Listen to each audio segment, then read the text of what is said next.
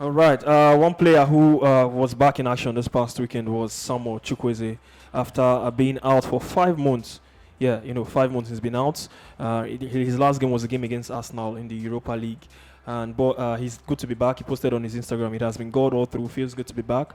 Then he, had to say thank you to his team doctors, those who were with him while in rehab, that made it possible for him to come back. Now, about Samuel Chukwueze, has he lost much ground looking at the national team?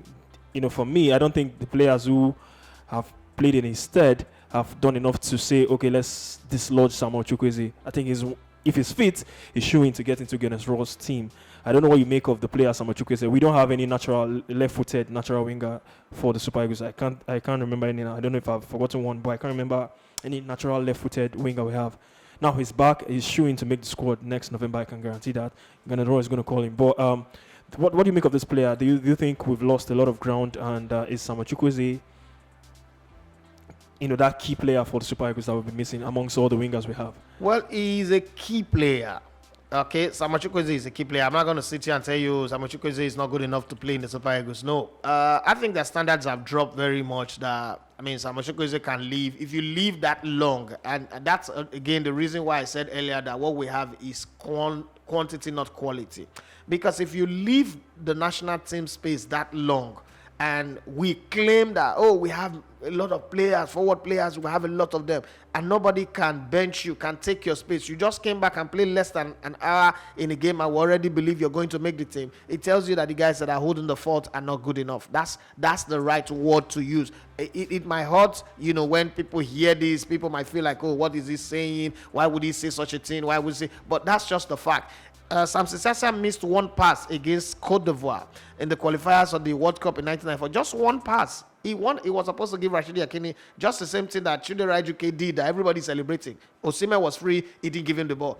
Samson Sasa lost his national team shirt permanently. He became a free player. He went from the original pair to Rashidi Akini to losing it to Amokachi, because once Amokachi grabbed that jersey, he wasn't letting go anymore. He became a 8.5 player or a 9.5 player, and it was crazy how that happened, because you wake up in the morning, you are the number one guy, and then the next day you can't even make it into the national team anymore, because that is how difficult it is. But if somebody goes out of the team for 5 months, and in that 5 months period, we've had Nations Cup qualifiers, we've had World Cup qualifiers, people have had times to establish themselves, and the guy was just coming back after 5 months, playing just less than 45 minutes or so, is now still seen as a guy who will come back and take that shirt. It means that, that put to question the guys that are here, that are playing right now, and you're asking yourself, are they really as good as we are all claiming that they are, for the national team and even for their club? Because these guys have been playing regularly for their clubs, and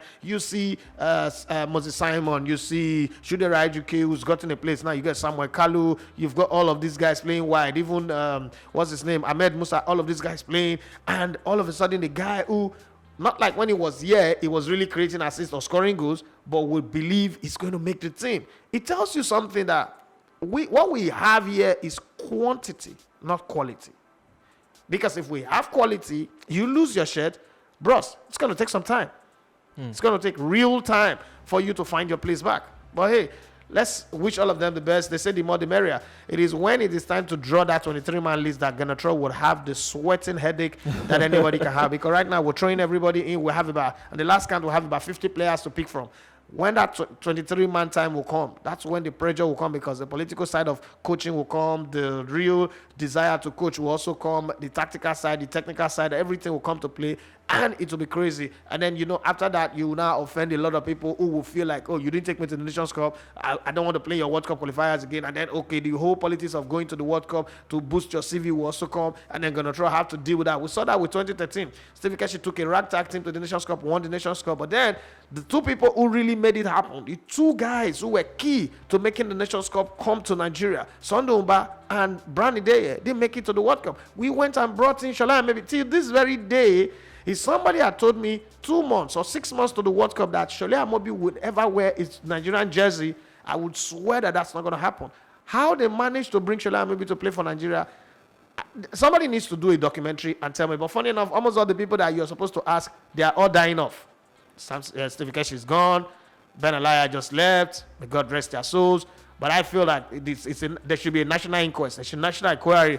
I don't know which village Shola Ameobi is from even. I don't know where he's from in Nigeria, whether he's got family, whether we did a trick, whether we lied to bring him, whether just the name Shola Ameobi. Some people say he's from Kaba and Kogi State. Where I don't know, but that's just the way our football turned out to be within that period. And then all of a sudden, Osaze, who they say is not seeing the coach day and night, Osaze was in that squad. And then Brandon Deye, who made Emenike scored those most number of goals and won the highest goal scorer in the tournament, was removed from the squad. Sunday Mba, who was the joker of the team, was removed from the squad. And so I just pray that we don't get into that kind of situation this time around anyway. All right, for Samuel Chukwueze, he missed 22 games for Villarreal, and he's missed all 4 World Cup qualification games for the Super Eagles.